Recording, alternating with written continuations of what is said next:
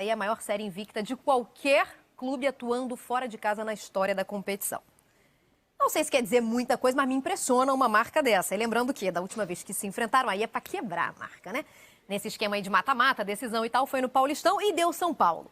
Então, Lofredo, a gangorra entre voltas e baixas e tal, tá pesando para quem nesse clássico hoje? Eu acho que o Abel deixou bem claro, né, que o histórico não entra em campo, o que entra é essa equipe. Principalmente quando o histórico é desfavorável. Quando o histórico é favorável, você chega lá no vestiário e conta a história, né? Fala, olha, a gente dificilmente vai perder, enfim, por isso, aquilo. Agora, se o histórico for desfavorável, você menospreza, deixa de lado. Enfim, acho que o São Paulo é adversário para o Palmeiras neste momento, depois daquela derrota para o Flamengo. Acho que teve um período de recuperação e tem condição de fazer frente, como fez no Campeonato Paulista, vencendo, como fez no Clássico, empatando. Enfim, acho que agora o São Paulo fez uma recuperação suficiente para poder encarar o Palmeiras, porque, no meu entender, é isso que acontece quando São Paulo e Palmeiras se encontram no momento atual. O Palmeiras é mais time, tem um trabalho mais desenvolvido. O São Paulo tem menos elementos, um trabalho iniciante ainda do Crespo, com algum sucesso, é verdade, mas com uma instabilidade. Então, o Palmeiras, no meu entender, é o favorito para o confronto, mas eu vejo o São Paulo, nesse momento, depois de uma recuperação, com boas condições de enfrentar, principalmente se o Daniel Alves jogar. E quando eu falo jogar, eu me refiro a jogar mesmo. Não é colocar o uniforme e entrar em campo e tirar o lugar de alguém que está jogando com disposição, que está jogando com vontade e que está jogando com boa condição técnica. O Daniel Alves, no meu entender, tem acrescentado pouco, ainda que tenha a questão da experiência, passe para jogadores jovens, é um jogador que realmente que assume responsabilidade, mas tecnicamente ele está aquém daquilo que a gente sabe que ele tem de potencial. Inclusive na seleção brasileira também esteve, está muito mais com polêmica do que futebol apresentado. Foi muito mais como uma referência, né? Ou então como a história de tem mais títulos do que a idade que tem, né? 42 e 38 anos. E faltava o título olímpico. Então o Dani Alves rendeu outras manchetes além do... Diz ele que são 43. Por quê? Porque ele conta o Mundial Sub-20. Então são 42 títulos profissionais. Tá. O Mundial Sub-20 é um título relevante. Eu acho que se eu fosse jogador profissional e fosse campeão Mundial Sub-20, é óbvio que eu ia colocar na minha lista. Então eu entendo perfeitamente. Então são 42 títulos profissionais e mais um Mundial Sub-20. Então é justo a gente também fazer esse asterisco aí. São 43, você está certíssimo. E Daniel Alves também, coberto de razão. Aproveitando a nossa referência aqui em futebol sul-americano, Léo Lepre, queria que você falasse um pouquinho do Piquerez, que deve estrear. Ele até teve relacionado, né, Léo, no final de semana, mas não entrou. Deve fazer sua estreia contra o São Paulo. O que o torcedor do Palmeiras pode esperar de um cara que vem para o lugar do Vinha, né? Uma posição em que zagueiros estavam sendo improvisados. O que o torcedor pode esperar? Joaquim Piquerez é um uruguaio que era titular do Peñarol, também uma tremenda... O Palmeiras vasculhou muito bem o mercado sul-americano e foi onde já sabia que tinha dado certo. Primeiro trouxe o Vinha, né, do Nacional. Tinha dado certo, o Vinha funcionou, o Vinha já era jogador de seleção uruguaia, já estava começando o ciclo dele com o Tavares, deu muito certo aqui. O Palmeiras foi procurar na mesma fonte, então foi lá no Peñarol, porque justamente o outro lado ali no Nacional a gente já tirou um, e os dois lados, as duas laterais do Peñarol são muito bem servidas. O Giovanni Gonzalez, que é o lateral direito, também é jogador de seleção uruguaia principal. O Piquerez ainda está fazendo essa transição, ele fez parte de muitas convocações nas seleções de base, mas é bem provável que ele comece a aparecer mais na seleção principal quando o que eles chamam lá, né, o Martim Cáceres ou o Pelado Cáceres e o Vinha. O Cáceres está mais perto de se aposentar, o Cáceres parar de ser chamado, vai ser Vinha e Piquerez, provavelmente também jogador de seleção uruguaia. Ótimo jogador, um ótimo reforço. O Palmeiras traz um jogador para ser o titular da posição. É bem provável que depois que ele entre nesse time, já não saia mais. E o duelo de hoje é muito interessante porque são dois times que jogam completos, né? O Palmeiras joga completo, o São Paulo também joga completo, talvez com uma baixa só, né? Porque ali o titular ao lado do Rigoni talvez não seja o Pablo. Talvez o Crespo não enxergue o Pablo como titular fazendo a dupla com o Rigoni. Seja mais ou o Marquinhos ou o Luciano quando tiver 100%. Só que os dois estão no departamento médico. Então é um duelo muito interessante porque são os dois times com o que tem de melhor, né, Mari? Com certeza, inclusive com a volta do Arboleda, né, Lofredo? E aí já dá mais segurança para o São Paulo, né?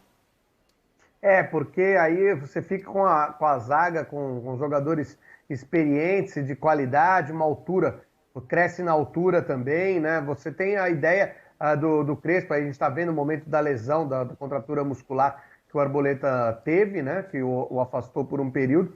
É um jogador que eu acho que é uma referência aí no setor defensivo, assim, claro, como é o Miranda por experiência, mas tecnicamente e na questão da bola aérea também acho muito importante para um jogo que tem tudo para ser muito equilibrado, porque pelo que as duas equipes têm de potencial, pelo que elas já apresentaram quando se enfrentaram. Boa, a gente tem algumas artes do nosso espião estatístico, né, com números. Eu curto pra caramba. Eu sei que vocês não gostam muito, o Abel também disse que não, o Lofredo lembrou bem, né? Quando é conveniente, a gente usa. Eu gosto muito de ver números. A gente pode mostrar os jogos? Olha aí, ó. Créditos para o nosso espião estatístico. Em 31 jogos, temos 17 vitórias para o São Paulo, isso no clássico, obviamente, né? Em mata-mata. E 3 para o Palmeiras. Temos 11 empates, gols. 27 do São Paulo, que dá uma média de 0,87, contra 47, o que dá uma média de 1,52. É isso? Perfeito. Esses são os números, pois não, o Lofredo queria falar? Porque a média de gols do São Paulo é muito baixa para o número de vitórias que tem em relação ao Palmeiras, né? Se você for ver, o time que venceu mais fez muito menos gols.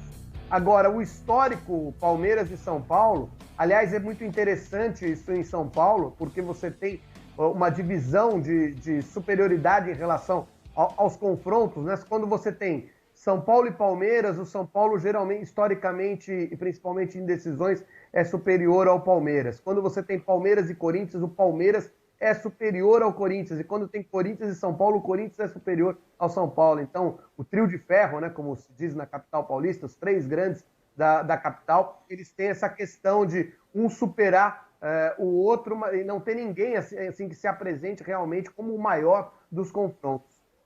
Agora vamos falar de Libertadores? Temos números também para Libertadores. Como é que se comportam, hein? Por 6 oportunidades, é isso? Não, mentira. Em 8 oportunidades, certo?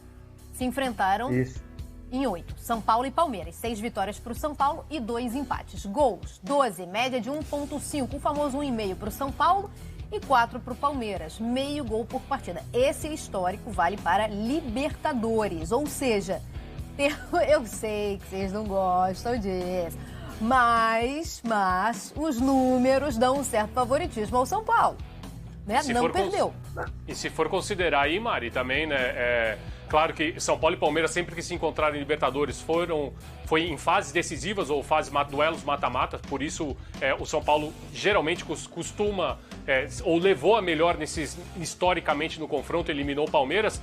E o São Paulo é um time que, para o Abel Ferreira, é o time a ser batido, né? Porque é o time que o Abel ainda não venceu neste tempo que ele está aqui com o Palmeiras, treinando o Palmeiras. Já o São Paulo, com o técnico Hernan Crespo, o Crespo também não perdeu ainda para o Palmeiras, né? O Crespo tem 2 vitórias e 2 empates contra o Palmeiras. Então, é uma pedrinha no sapato do Abel, sim. E é exatamente isso que a gente mostra. Oi. Posso só mostrar essa última arte aqui? Claro. Vamos lá, que diz exatamente... Eu falo depois dela. Perfeito. Isso. Mostra exatamente o que o Léo acabou de contar. Olha o duelo dos treinadores aí. Crespo contra Abel Ferreira. Tudo em 2021.